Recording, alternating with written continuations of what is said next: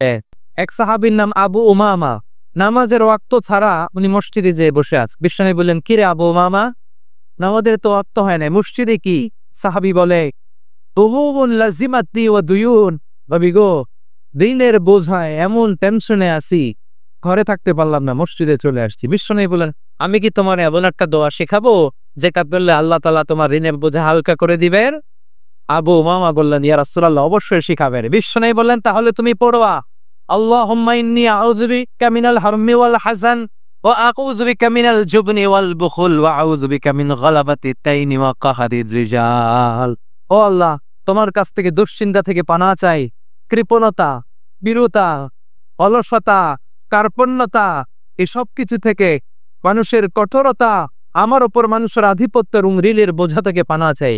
এই দোয়াটা যখন বিষ্ণুনবী শিখাই দিলেন, আবু উমামা বারবার এই দোয়া পড়ে, আল্লাহুম্মা ইন্নী আউযু বিকা মিনাল হাম্মি ওয়াল হাসান ওয়া আউযু বিকা মিনাল আজজি ওয়াল কাসাল ওয়া আউযু বিকা মিনাল জুবনি ওয়াল বুখল ওয়া আউযু বিকা মিন গালাবাতিদ দাইনি ওয়া কাহরির রিজাল।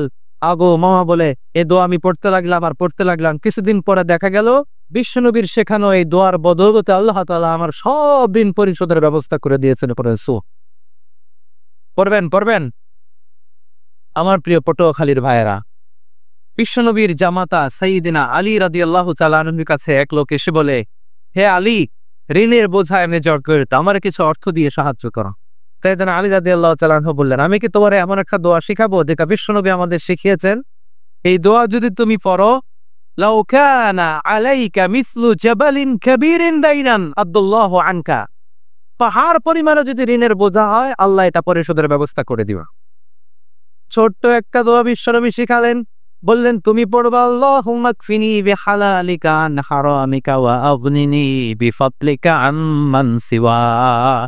বুঝতে আছে? হ্যাঁ, আছে।